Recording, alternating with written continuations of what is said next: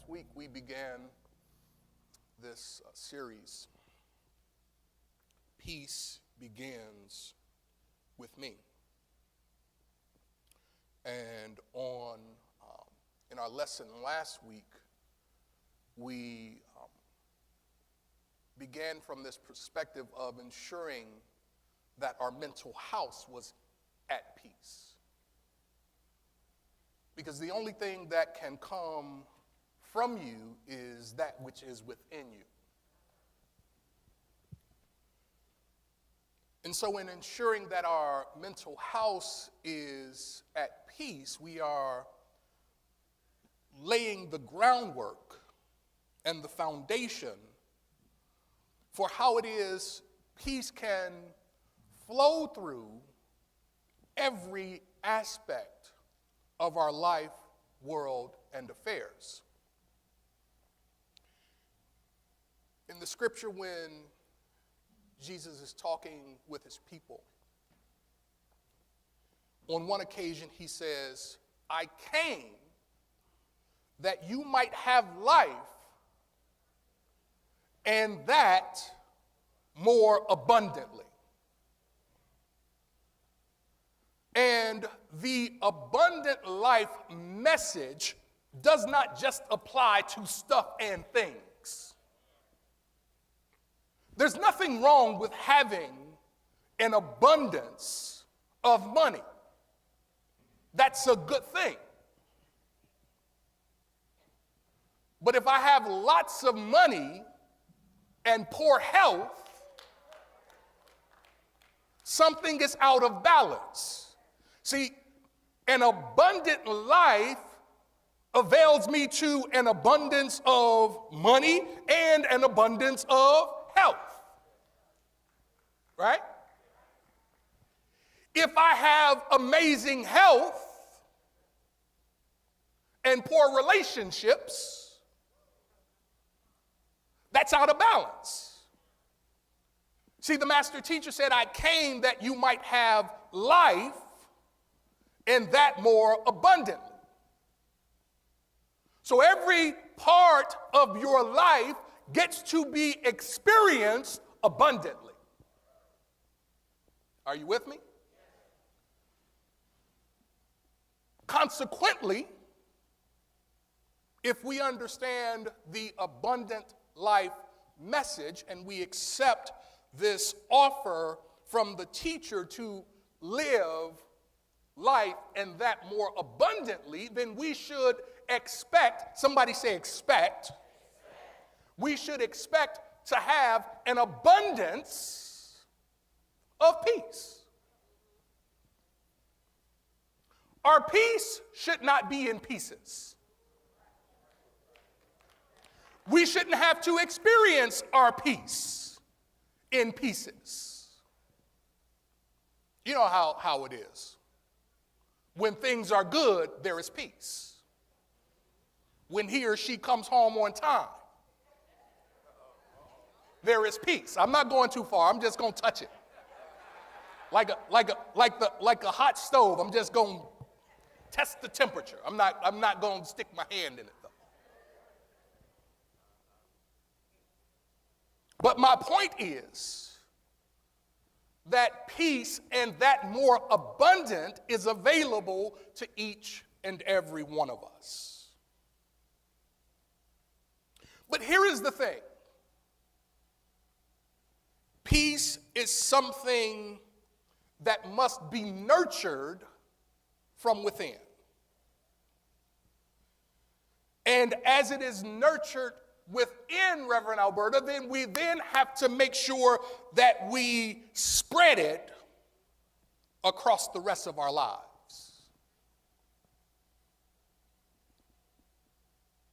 Because in much the same way that I have peace in my mind or peace in my relationships, I should also have peace in my pocketbook.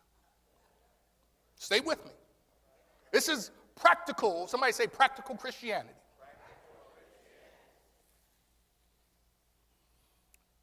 And for many of us, becoming acquainted with peace is a gradual process of self-discovery and self-understanding. It takes dedication and commitment to want to not only be peaceful with yourself, but to also want to be peaceful with others. How many of us have ever had the experience of having our peace disrupted or interrupted depending upon who we were engaged with?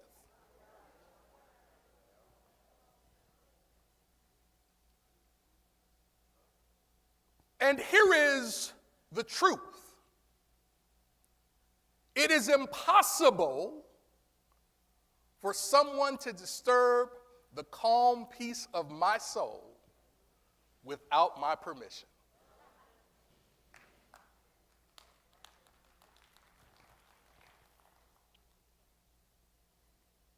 It takes dedication and commitment to want to be peaceful.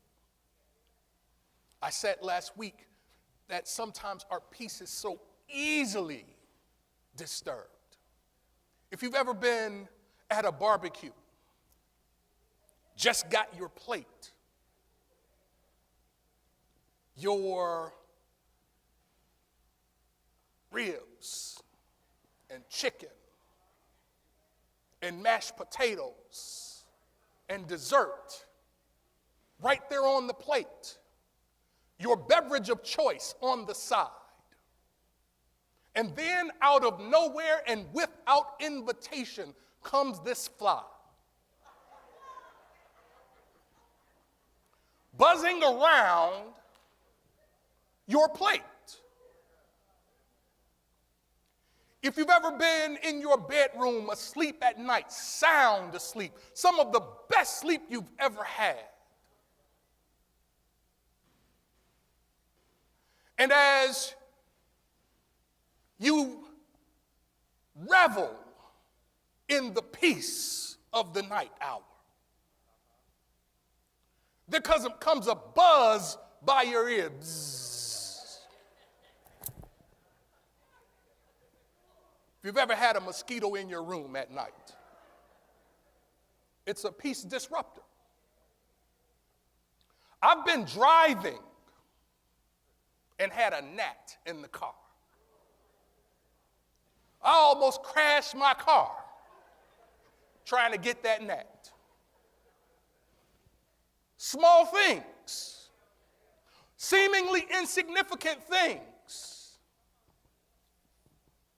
disrupting, disturbing, interrupting the peace of the moment. See, it doesn't have to be some life-changing, life-altering, life-shattering thing that interrupts your opportunity to experience peace and that more abundantly. It can be something as simple as a distraction while you're in your meditation.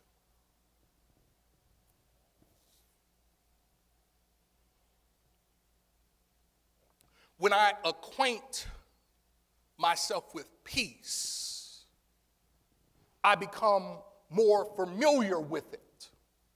Oftentimes when we think about acquaintances, we think about the distance that exists between us and the person we identify as an acquaintance. You might call, or you might not call an acquaintance a friend. But the more I acquaint with the acquaintance, the more common they become to me. The more familiar they become. So when we're talking about acquainting ourselves with peace, we're talking about making sure that we are taking the spiritual journey to become more common and familiar with the peace that resides within our souls.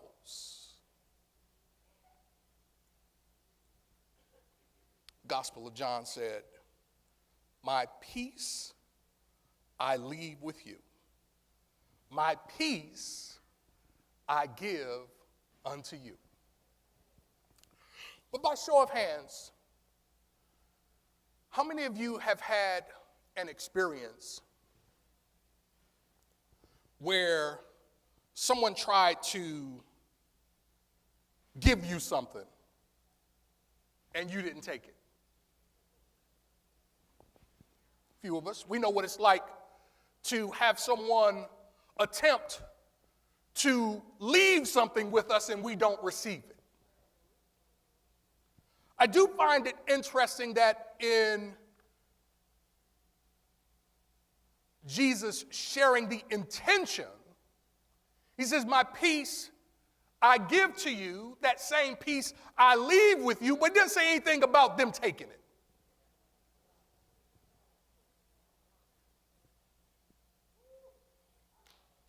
What happens when I accept the peace that has been left for me? What happens when I receive the peace that has been given to me? Here are some things that flow out of my willingness to easily accept that which has been given to me. When I accept the peace that has been given to me from my connection to the Christ, I enter into a state of mental and emotional calmness. When I accept the peace that has been given to me from within me, I am undisturbed and no longer perturbed by the worries, anxieties, or fears. Now, to be clear, I'm not saying you won't have those. I'm just saying they won't bother you in quite the same way. I'm not saying peace does not keep the storm from coming. It doesn't change the outer conditions. It just changes what I default to when I'm going through it. Are you with me? It keeps me from meeting your anger with my anger. It keeps me from choosing the level that you show up at and showing up at that same level. Accepting and receiving the peace that has been left for me gives me the ability to stand in my personal place of power and internal peace. Are you with me?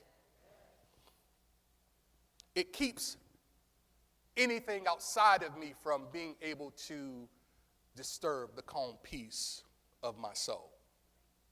What happens when I receive and accept the peace that's been given? I'm able to deal calmly with the people and events that present themselves in my life, world, and affairs. I can be at peace when everything is okay, and I can be at peace when I'm going through the storm.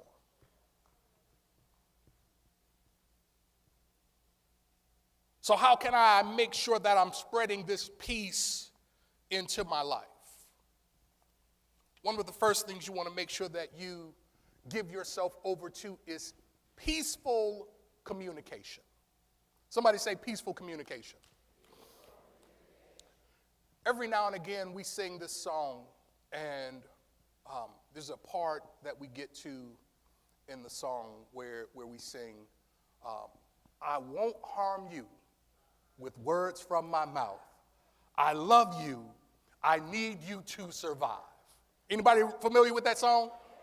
Anybody familiar with that lyric in the song? Point to me and say, this is just his opinion. I believe in the moments wherein we're singing that song and we're experiencing the peace of being connected one to the next, we wholeheartedly mean what we sing. I won't harm you with words from my mouth. I love you. I need you to survive. Then 12 o'clock hits.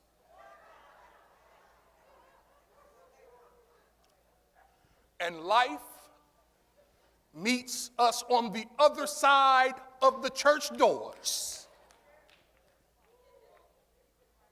And on the other side of the church doors, we get into our cars and we drive back to familiar. If we are not yet fully acquainted with peace, my old familiar will override my new acquaintance. And you won't be able to tell that the words coming out of my mouth are coming from the mouth of one who said, I won't harm you with words from my mouth. I love you. I need you to survive.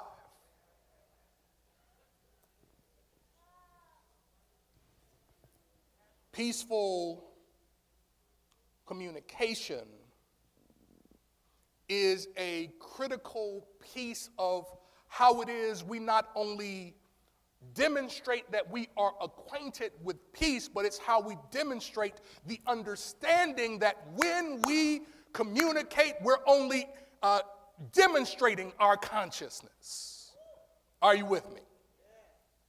And so last week we said that mindfulness is the spiritual approach and moment by moment practice. That's the key right there. That moment by moment. Those moments wherein I catch myself just running off at the mouth, saying stuff that's inconsistent with the peace I want to be acquainted with, but I just can't stop myself.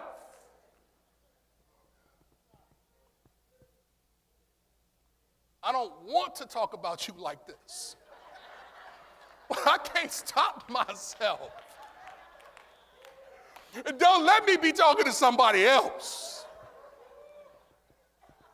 And they chime in too. Oh boy, we're going to run you down good. This is a story of these 4 priests who gathered together for fellowship.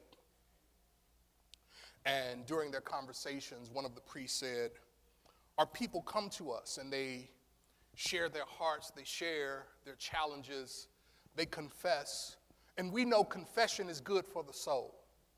He said we should confess to one another. And after they acceded one with the next, they decided that they would go ahead and share what their personal challenges and struggles were. And the first one confessed that, I like to go to the movies. I know we're not supposed to, but every now and again I sneak off and I catch me a good movie. The second priest said, I know this is on the forbidden list, but I do enjoy a cigar every now and again. The third one said, I know we're not supposed to do this, but I enjoy a good card game. I like to play cards. Every now and again, I'll parlay a little something. The fourth one sat there quiet. And they said, it's your turn. All 6 eyes focused on him. And he said, no, we've all shared and confessed our weaknesses. It's time for you to share and confess yours. And the fourth priest said, my weakness is gossiping, and I can't wait to get out of here.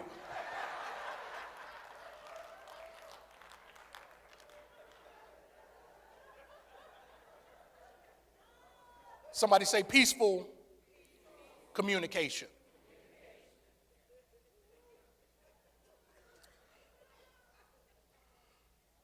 See, most of us don't have the experiences we want because our words don't represent those experiences. Communication is a symbolic process whereby meaning is produced, maintained, repaired, and transformed. So when I am communicating, I am producing meaning. And the stuff I say gives shape and form to what I experience. And if I want to experience peace, then I've got to talk. I've got to talk peace. I have to communicate peace. There's a line from the A Course in Miracles, and it says, all communication is either a loving response or a cry for help. I have to be intentional about how I communicate. What does it mean from a practical perspective? It means that the way I sometimes communicate doesn't necessarily have any bearing on whether or not I intend to experience peace.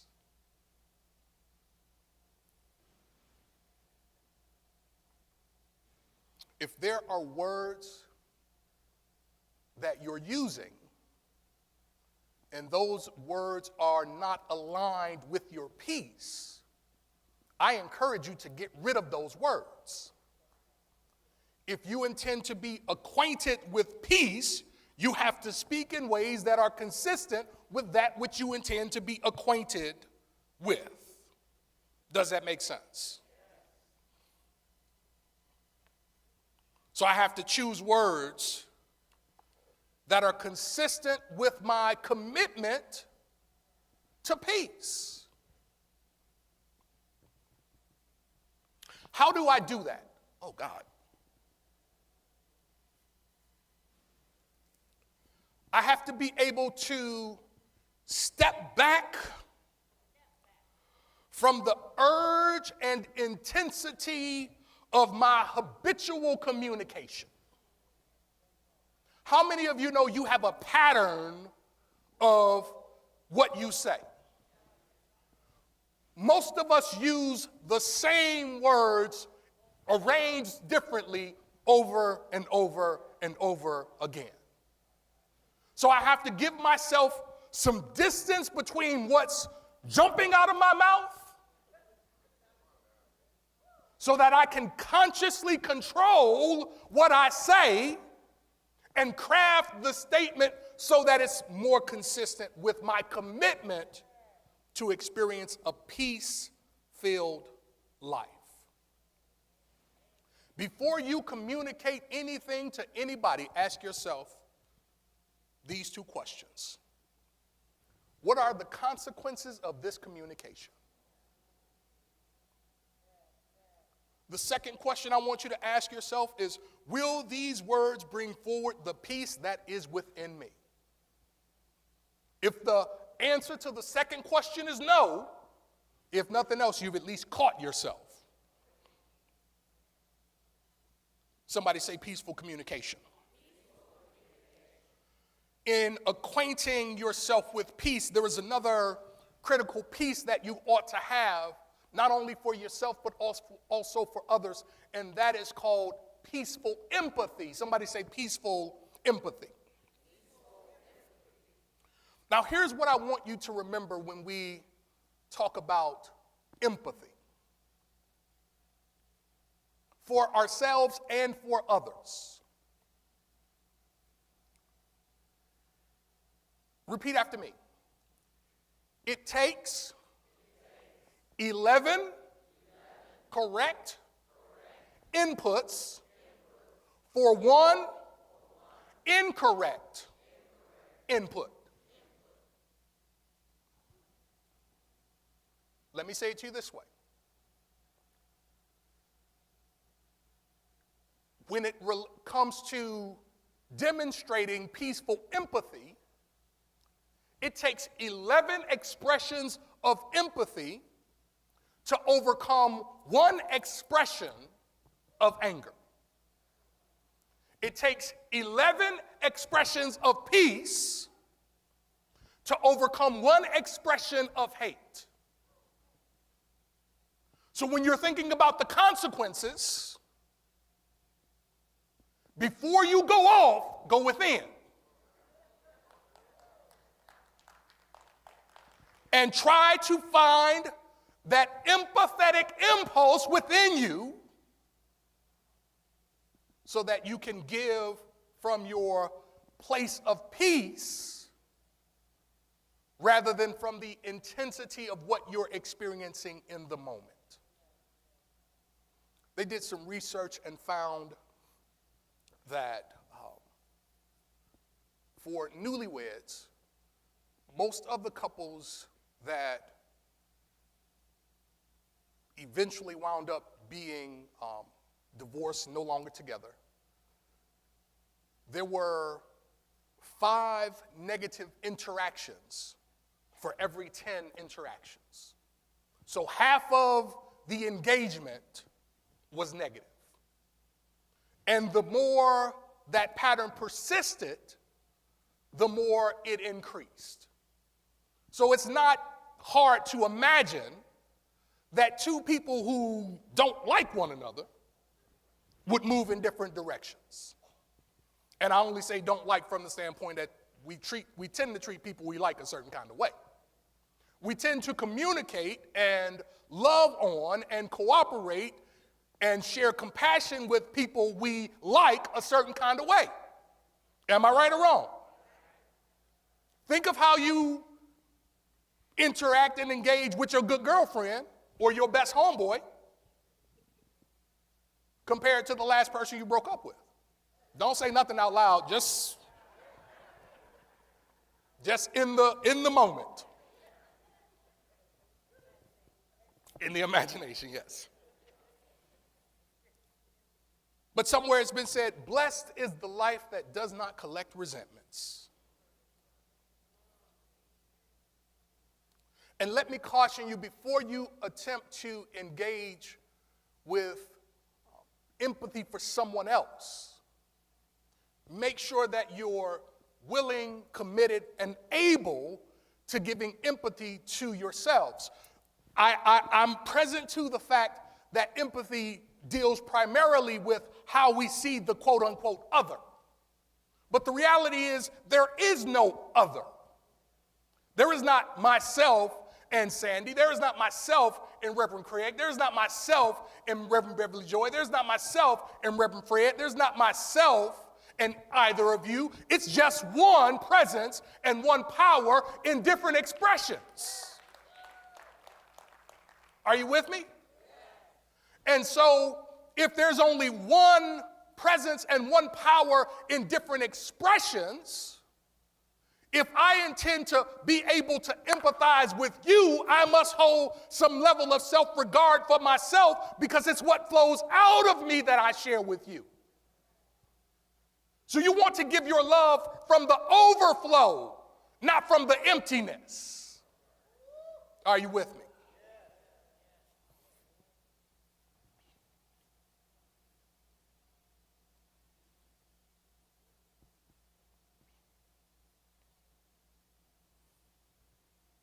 In Vietnam, they have this saying where when 2 chickens who are born from the same hen, when they want to fight one another, the saying is that they color their face. And they color their face so that they can hide themselves from their connectedness to the other. And then you think about terms like, I saw red, or statements like being green with envy, or being blue. It might be a protection mechanism, but it also might be something that separates me from my commitment to experiencing peace. So the next time you hide yourself in an exchange or interaction, remember to ask yourself, Is this aligned with the empathy I intend to express? And does it move me closer to my demonstration of peace? In order to experience peace, we have to be comfortable with what we bring.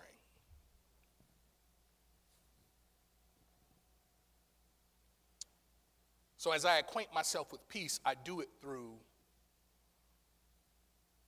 how I communicate, how I empathize or love, and as I'm spreading peace all throughout my life, I do it through how I solve my problems. Now, when you hear me say problem solving, remember, we are Christian metaphysicians. You get to use any word that works for you if problem is not a good word for you. I like the word problem in this context because there are lots of people who understand what a problem is. They don't necessarily have your training or background, my people here. So how do you use peace to problem solve? Well, first it's important to remember that peace consists not in the absence of difficulty, but in the presence of God. And anyone who's ever been through anything knows this.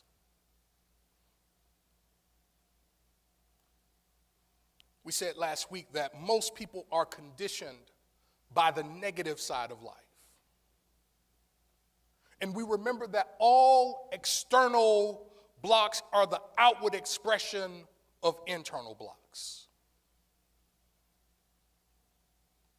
But the thing about problems is that they are like knives. They either cut us or serve us based upon whether we grab it by the handle or by the blade. So problems can be a catalyst for peace if I know how to approach them peacefully. Does that make sense? How can I approach a problem, a challenge, a difficulty, a teachable moment, a learning opportunity? How can I approach it through the lens of peace?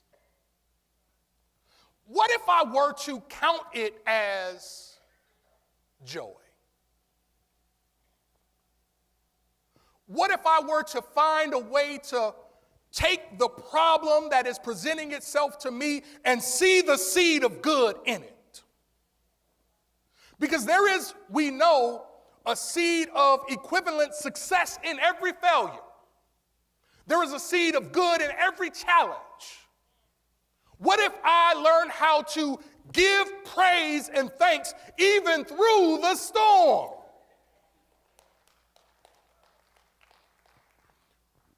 What if I sought out God in the midst of the problem? What if I could realize that maybe the problem came to me so that it could make me someone who knew how to deal with difficulty? Maybe the next version of what I need needs a stronger version of me for what I'm called to do. And the only way to build that spiritual muscle and that soul stamina is to exercise your faith. What looks like a problem is really just an invitation. It's an invitation to a higher, deeper understanding version of you.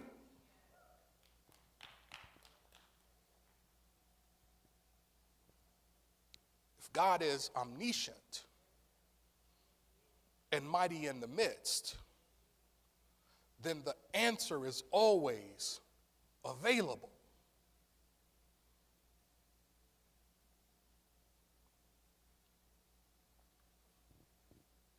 But here is the thing about problems. Is problems stir up for most people emotional agitation. Problems make us emotional, afraid, anxious, nervous, scared, petrified, unsure. Problems make us emotional. And oftentimes, when we become too emotional, our emotions get hijacked. And when my emotions get hijacked, my creativity stops. So I'm trying to figure out why I am not able to think around or think through the issues. It's because I've put my creativity to sleep. So I'm emotionally hijacked, creatively unavailable, and maybe, just maybe, outside of my peace. Can I let you in on a secret? It's really difficult to be emotionally hijacked and plugged into God at the same time. If I will settle into my realization that there is only one presence and one power in all the universe, God, the good, omnipotent, the everywhere present spirit of absolute good, and I start to see good in the midst of this experience, if I start identifying the good that's flowing in, through, and to, and as me in this experience, if I started seeing only good in the experience has to change to good. Because the external follows the internal. If I see fear, then fear is what must emerge. If I see good, then God is what must emerge. Maybe the thing showed up so I can start to see differently, so that I can learn how to find peace at the center of the storm. You've heard this plenty of times. Whenever there is a hurricane, all about the hurricane is tumultuous. Oftentimes sweeping up everything in its way. Turning stuff over, tearing stuff down, creating destruction in its path. But at the eye of that storm is calm. At the center of the storm is peace. Is it possible that when we find ourselves going through the challenges, it's an invitation back to the core of our being, back to the center of our possibility, back to the presence and power of God that is stillness mighty in the midst? Everything about you can be going haywire, and in the calm recesses of your soul, you can be at peace. Because your peace is not the byproduct of what's happening outside of you. Your peace is the byproduct of what's happening within you. Peace comes from the inside out, not from the outside in. And so no one will bring you your peace. The best they can hope to do is share some of their peace with you. The best you can hope to do is share some of your peace with others. As they're going through. That's theirs to go through. You can still bring them back to the perfect pattern of peace. Somewhere we just heard it, right? Can you do peace be still? Give me peace be still. Give me that. We just heard it, right? Come on.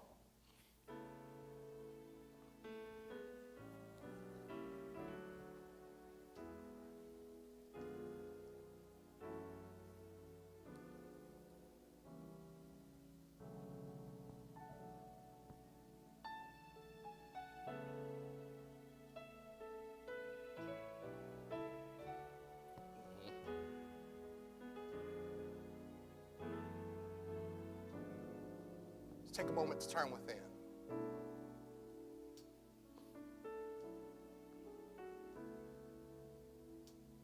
And as you do so, center yourself in the presence and power of peace that is right now residing in your soul.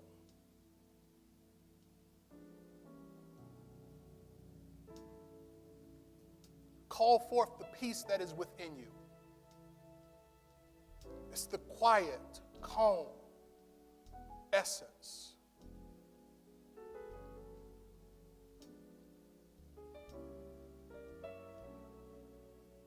And see that peace blessing you right now from the crown of your head to the soles of your feet.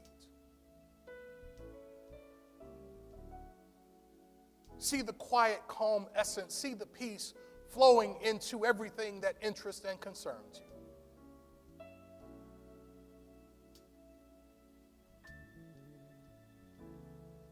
See the peace moving through your home.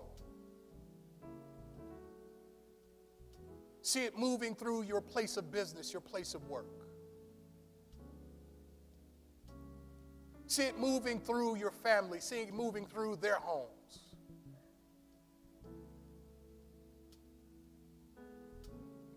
See it moving through your community. See it moving through your city. See it moving through your country. I know what the reports are saying. But in the eye of the storm, there is peace. We bless the reports for what they are. And we remember that in the eye of the storm, there is peace. Silently affirm, peace be still. When your emotions start to take over and move you in ways that you don't intend to be moved, affirm to yourself, peace be still. When things start to become haywire and get out of control, affirm to yourself, peace be still.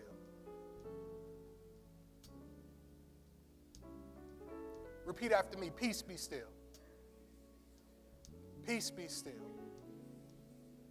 Peace be still. In my finances, peace be still. In my health, peace be still. In my relationships, peace be still. In my work, peace be still. In my leisure, peace be still. In my commitments, peace be still. In my joy, peace be still.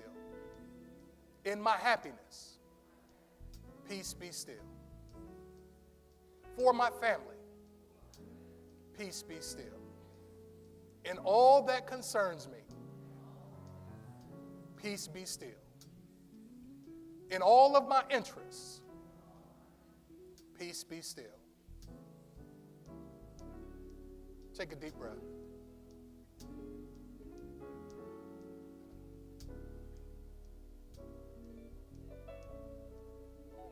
Take one more good deep breath.